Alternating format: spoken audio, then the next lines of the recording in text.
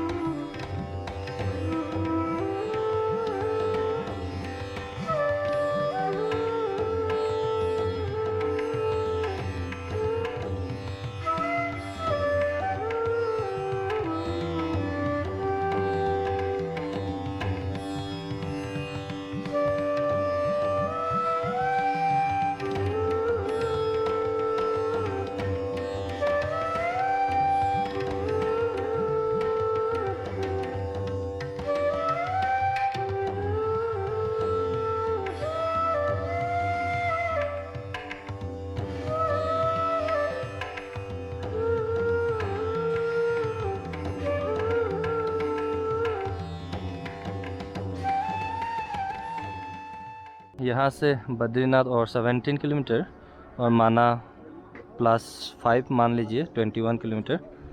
यहाँ पे जब कोई आते हैं ना कोविड सिचुएशन में, तो दोनों वैक्सीनेशन लगाना बहुत ज़रूरी है।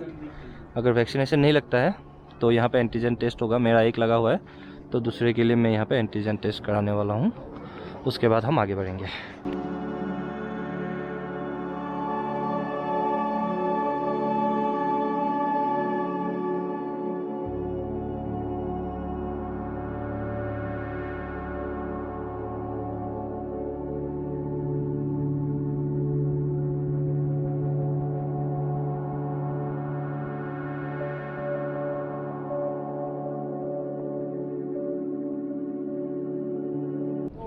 चाय ले लें, तो इसीलिए से सोच के आया था। वहाँ पहुँच चुके हैं, लास्ट इंडियन विलेज माना बॉर्डर से। आप आगे जाएंगे, चाय पियेंगे, सुबह से कुछ नहीं खाया है, मैगी खाएंगे। এতিয়া আমি যাম। अब हम जाने वाले हैं वो last tea stall of India, जो इस विलेज में ही है। छोटा सा विलेज है, माना जितना बड़ा है नहीं। इसके बाद जो है ना चाइना, मतलब थोड़ा आगे जाओगे तो चाइना, ठीक है। और जाने भी नहीं देते, माना पास पहुंचना है। ये अलकनंदा नदी आ रही है। और सबसे खास बात क्या पता, मैं ये सैनिटाइजर लेके आया था। इतने ऑल्टीट्यूड में है हम लोग, इतना ऊपर है कि अपने आप निकल गए यहाँ से। ये बहुत टाइट है। ये तो जो निजे निजे ওলাই গ'ল ইয়াৰ চেনিটাইজাৰ বেয়া যাব নি, মানে গোটেই বেগটো চেনিটাইজাৰ হৈ গ'ল। ভালে হ'ল। আৰু চবতকৈ ডাঙৰ কথা, ইয়াত আমি এই পাহাৰবোৰ যে ইমান ওপৰত আছোঁ, পাহাৰৰ একেবাৰে টপত যিটো মানে জুমটো আছে সেইটো দেখা পাওঁ। সেইটো চবতকৈ ইণ্টাৰেষ্টিং লাগিছে মানে। আৰু এইপিনে বাৰু বৰফ চৰফ পৰি আছে, এইটো বেলেগ কথা। এই দুদিন জানুৱাৰী মানততো পূৰা এইবিলাক বৰফে হৈ যাব।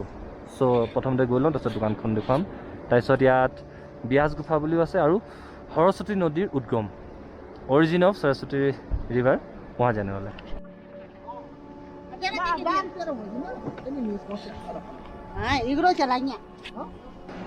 See this beautiful view from the last village of India, माना।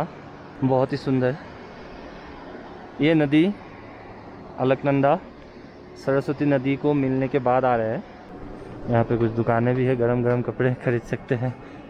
ठंडियों का जगह है और बहुत ज़्यादा पहाड़ी में है। सोनिका टू टुपी पाई गलो दे निकिनो खाली 150 টকা কৈছে এটা টুপিৰ দাম। দেখিছনে ইমান দামী টুপিটো গিফ্ট দিব পাৰি নি বাৰু? এনেকুৱা এটা দিব লাগিব তো, এনেকুৱা এটা। फोटो नहीं, इसका ले जाओ। सामान ले दो ना। समझ कितने का आता है ये? 100 रुपए का है एक टोपा। वो ये 80 का है। अच्छा, वो तो आपने खुद बनाया? 120 का है। 120 का है? ये आपने खुद बनाया? हाँ ना, जब बनाए तब तरह का। अच्छा। ये 100 का है। अच्छा, 80 वाला मैं ये वाला ले जाऊंगा अब। ठीक है, ये थोड़ा कम कर लो ना। हाँ? कम कर लो। 150 में जा रहा। और फोटो बनाने से गुस्सा होते हो? हाँ? और ये मोजा भी 100 का है? 100 का है। ठीक है, ये 80। चलो ऐसा ही एक दे दो फिर, थोड़ा कम कर लेना। हाँ, कम कहाँ होता बेटा। 150 में जा रहा। मैंने कहा आप जाने थे 120 करे। मैंने बहुत पैसा दिया लेकिन। बहुत। अब इसमें वो होता है ऐसे। हाँ नानी जी, मैंने बहुत पैसा दिया ना। हाँ दिया इतना तो। इतना कितना नहीं आके हाँ। तनका हाँ आके ना। नहीं, आपने खुद से बनाया ना, इसलिए लिया मैंने। तब हम बनाए तब तो भेज रहा हूँ। हाँ अच्छा, आप कहाँ रहते? मैं हाँ? गोपेश्वर। गोपेश्वर? अच्छा, बहुत दूर से आते?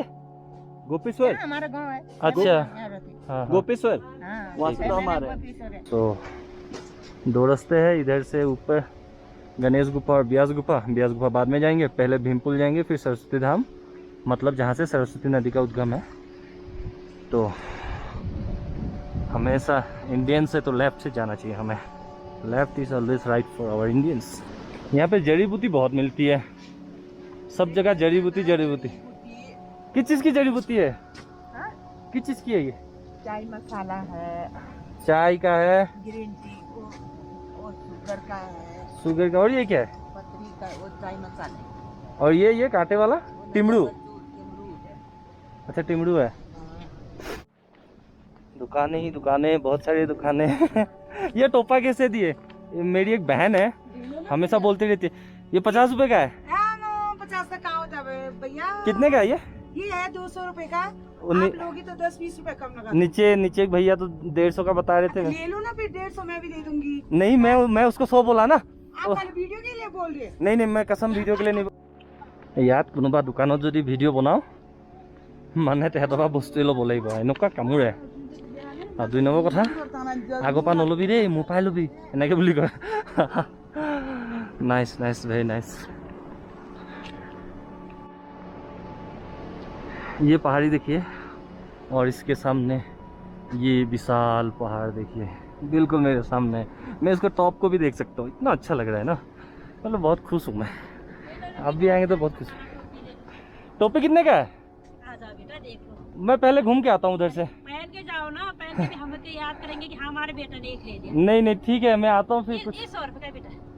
वो मोहित चौहान वाला। और ये सस्ता होगा, ये 150। इतना महंगा?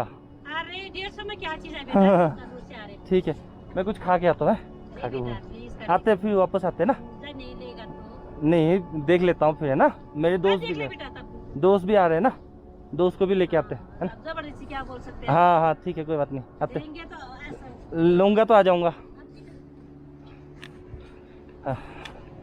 চবেই ল'বলৈ গৈছে, এতিয়া কাৰ পৰা লওঁ? ইটোৰ পৰা নল'লে সিটোৰ দুখ লাগিব, সিটোৰ পৰা নল'লে সিটোৰ দুখ লাগিব। सो यहाँ पे लिखा हुआ है हिंदुस्तान का अंतिम दुकान। एक तो मुझे वहाँ भी दिख रहा है, तो वो ज़्यादा अंतिम होगा।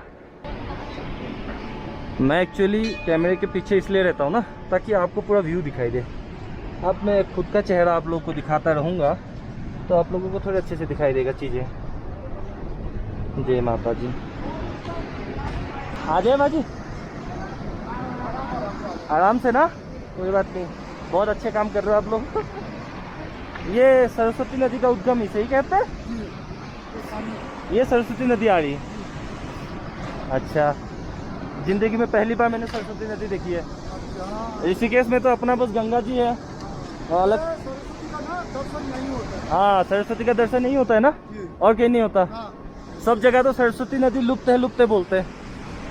सो गाइस, जीवনত केতিয়াবা सरस्वती नदी যদি দেখিছে, ইয়াতে দেখিবলৈ পাব, বেলেগ ঠাইত নাই। सो this is the origin of Saraswati नदी। उस अंदर से आ रहे होंगे कहीं से। तो सौभाग्य है कि ज़िंदगी में पहली बार सरस्वती नदी का दर्शन हुआ। आगे से भी एक क्लिप लेता हूँ। अब आप लोगों को हिस्ट्रिकल फैक्ट्स बताते हैं। ये है भीमशिला, और इसकी भी एक कहानी है। मैं उस तरफ जाके बताता हूँ।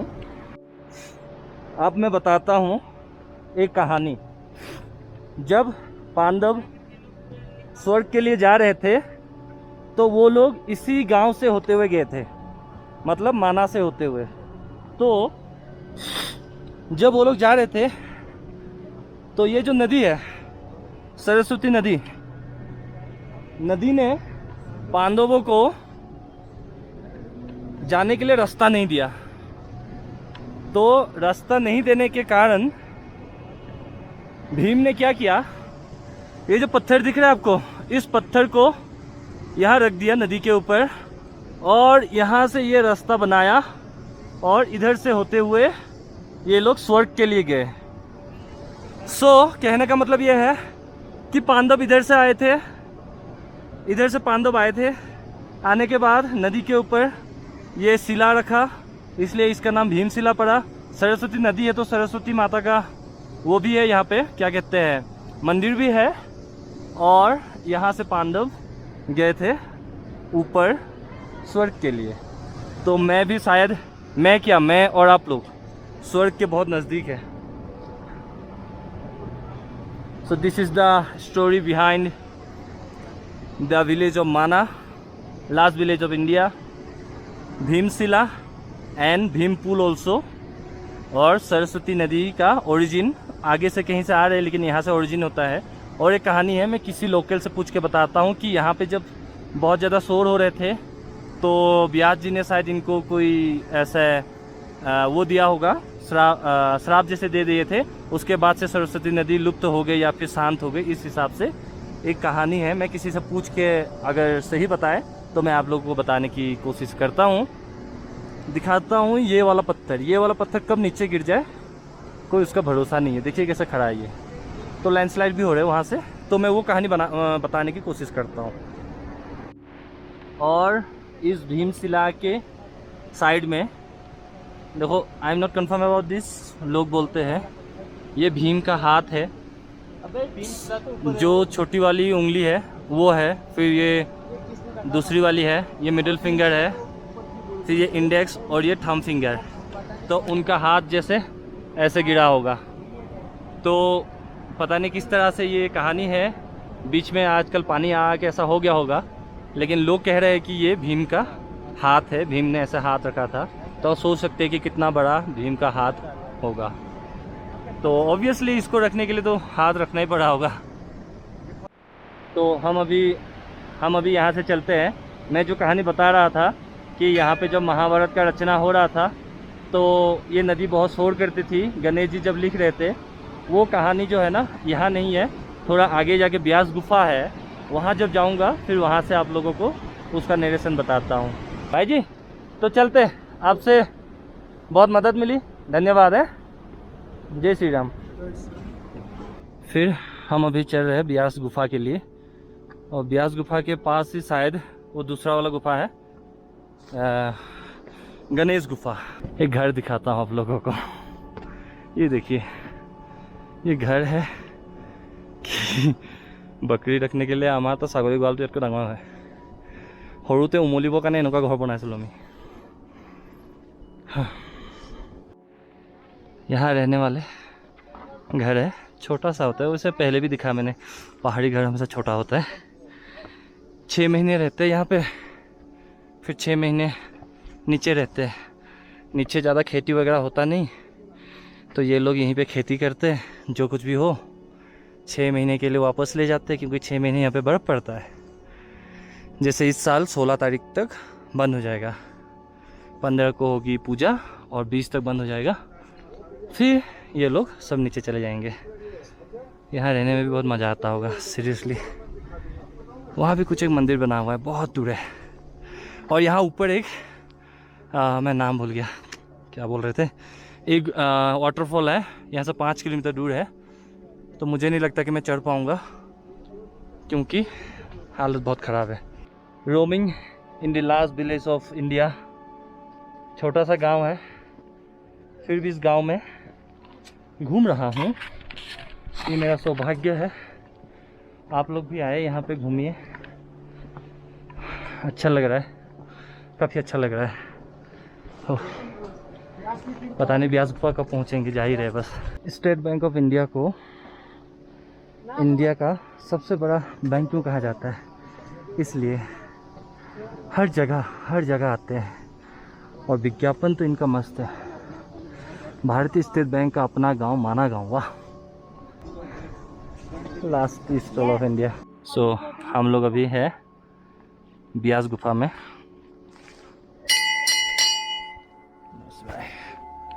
और please don't photography inside the cave. अच्छा, केव के अंदर मुझे फ़ोटो नहीं लेके जाना, ठीक है, नहीं लेके जाऊँगा। So this Holi cave is 5326 years old in 2018 में ये इतना था। उससे फिर 26, 27, 28, 29, 30, 18, 20, 22 हो गया, 29 ईयर्स होगा, ठीक है। और यहाँ पे ब्यास जी रहते थे। मतलब मुझे जानना है कि अब पहले तो ब्यास गुफा के बारे में, स्कंद पुराण में लिखा, हाँ, कि भाग्योदय न बहुजन्म समर्जितेन, कि एक ही जन्म के नहीं, बल जब जन्म जन्मांतरों के भाग्यों का पुण्यों का उदय होता है, तभी तो ऐसे पुण्य धामों पे आने का मौका मिलता है। ओहो हो, हाँ।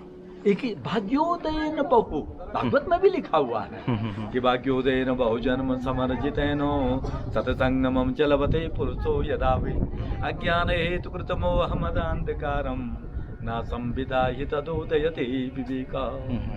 कि जब मानव के जन्म जन्मांतरों के भाग्यों का पुण्यों का उदय होता है, तभी तो इस प्रकार का सत्संग और इस प्रकार के पुण्य धामों का दर्शन होता है। मुझे तो ये कैसा क्षेत्र है कि बहून्य संति तीर्थानि दिवि भूमो रसासुचो बद्री सदृश तीर्थ न भूतो न भविष्यति। इस रसमय भू क्षेत्र पे अनेक प्रकार के पुण्य धाम हैं, परंतु जैसा पुण्य धाम ये बद्रिकाश्रम है, इस प्रकार का पुण्य धाम न हुआ न होगा, क्योंकि भगवान वेद मंत्रों के अधीन है। तो उन वेद मंत्रों का प्रादुर्भाव, उन 18 पुराणों का लेखन श्री वेद व्यास जी ने इसी बद्रिकाश्रम के और इसी पुण्य धाम पे किया, जिस पुण्य धाम पे आप लोग उपस्थित हैं। खड़े हैं। तो यहाँ से वेद व्यास जी महाभारत बोलते गए, नीचे गणेश जी लिखते गए।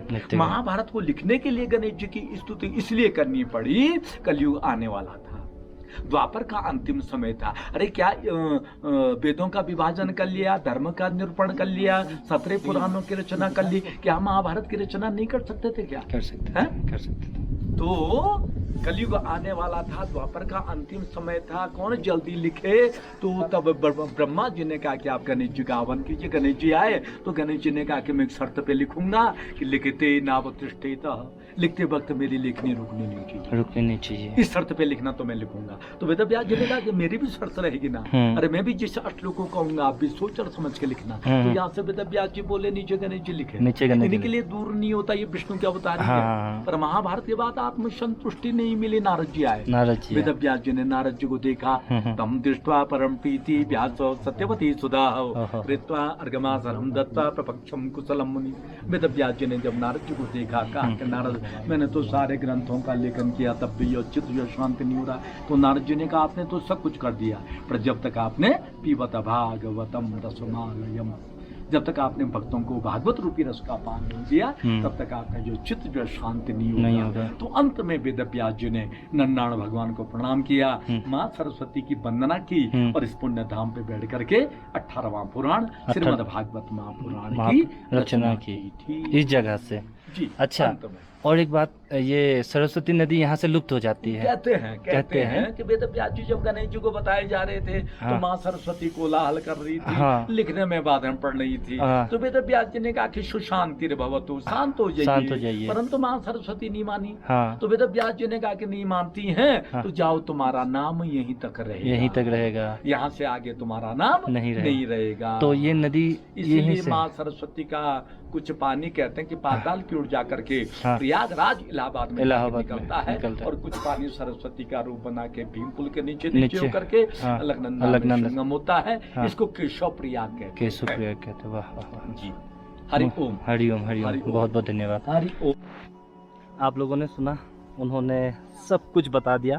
मेरा बोलने के लिए यहाँ पे कुछ है नहीं, बस उन्होंने इतना कहा कि जब जन्मोत्तर का मतलब जन्म जन्म का जब हम लोगों का कुछ उद्धार होता है, पाप धुल जाता है या फिर कुछ अच्छा काम होता है, तो लोग ऐसे धाम में आते हैं, बद्रीनाथ जैसी जगह पे आते हैं, माना ये वेद व्यास जी की जगह पे आते हैं। मैं आ गया हूँ, मैं बहुत खुश हूँ, शायद लकी हूँ, और इस वीडियो के जरिए मतलब इस वीडियो के थ्रू में आप लोगों को भी ये दर्शन करा दिया है मैंने। और मेरा मानना है कि आप लोग भी बहुत पवित्र है, तभी तो आप लोग को ये वीडियो देखने को मिल रहा है। तो सबका अच्छा हो, सबका भला हो। अभी मैं जाऊंगा गणेश गुफा, जहाँ से गणेश जी लिख रहे थे, फिर हम लोग वापस जाएंगे। मैं वीडियो बना लूँ? बना लेते हैं। ये मेरा दोस्त, मेरा भाई, मैं फिर आऊँगा यहाँ पे, है ना, और यहाँ रुकूँगा। और इसी के साथ ज़्यादा दूर भी नहीं है हमारे लिए, कोई दिक्कत नहीं। अब हमें चाय पीने वाले, मैगी तो हमारे दोस्त ने ले लिया, मैं कुछ अलग टाइप से चाय पीऊँगा, देखना आप लोग। This is the last tea stall of India. ये 40 साल पुराना फोटो है, और यहाँ पे और भी दुकानें हैं जहाँ पे लिख रखे हैं लास्ट शॉप बोल के। ऐसा नहीं है, ये जो है ये लास्ट वाला है, ये सबको पता है, और जो कि ब्यास गुफा के बगल में है ना। ये सबसे बढ़िया लोकेशन रहेगा, ब्यास गुफा के बगल में जो दुकान है गांव में, वही वाला है। और गांव वाले खुद मैं झूठ बोल सकता हूँ, हाँ वो भी झूठ बोल सकते हैं। हाँ, गांव वाले ने, गांव वाले झूठ नहीं बोल सकते। ये आ गया मेरा चाय, इसमें डाल दिया, फिर और एक कप डाल दो। भैया वो बच जाए, बस हो गया भैया, तो मिलेगी जातो यार। और एक कप डल गया, बस ठीक है। थोड़ा डाल दोगे क्या? हल्का सा और डाल दो। ये मेरा गोलू मोलू भाई, ये नया सिस्टम शुरू किया इन्होंने, खाना है तो ले सकते हो। तो अभी ये मेरा आ गया। आई बहुत गर्म है, बहुत गर्म है। चाय आ गया। और ये अपना भुजिया एक्स्ट्रा से बना हुआ है, लोकल मेड है। और हमारे दोस्त, बोलो हाय, बोलो। हेलो जी, हेलो। वैसे पूरा अंधेरा आ रहा है वहाँ पे। नहीं हमारा नहीं है। ये गलत हो गया। गलत है, सॉरी। मैं ये करने वाला था, बस ये निकल गया, सॉरी।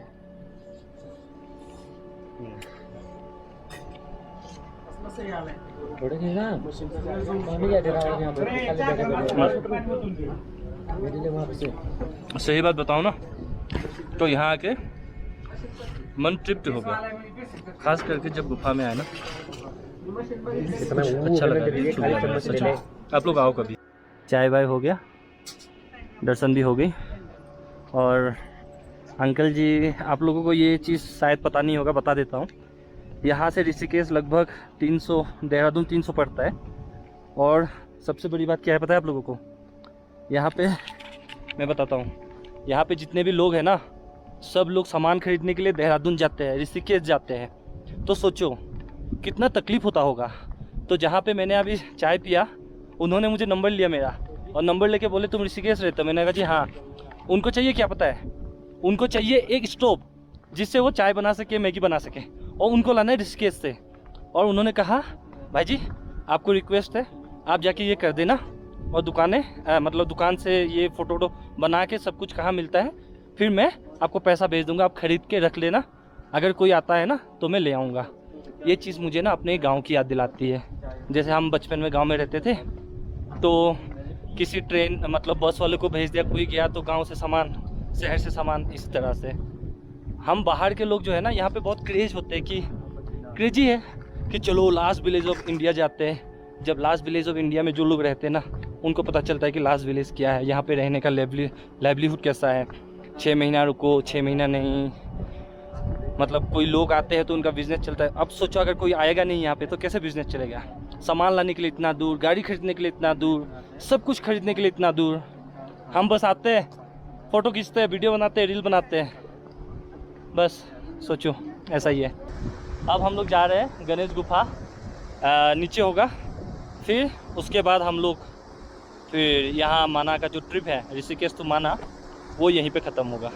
ये है गणेश गुफा। तन्मे मनः शिव संकल्पमस्तु, हमेशा तन मन में शिव जी को रखिए। ओम शिव संकल्पमस्तु। शायद मंदिर बंद हो चुका है इसलिए हम घंटी नहीं बजा सकते। ऊपर हम जा सकते हैं, गणेश गुफा के लिए आए हैं तो फिर दिखाई देते हैं। तो यहीं पे गणेश जी लिख रहे थे जब व्यास जी वहाँ से बोल रहे थे। सो दिस इज़ गणेश गुफा। यहीं पे अपना ट्रिप ख़त्म होता है, ऋषिकेश टू माना। बहुत अच्छा लगा। आप लोग पूरे वीडियोस को देखिए, अच्छा लगे तो शेयर भी कर दीजिए, सब्सक्राइब तो ज़रूर करेंगे, आई नो दैट। और आगे भी ऐसी वीडियो होती रहेगी। फिर अब हम वापस चलते हैं। So thank you for watching, bye bye.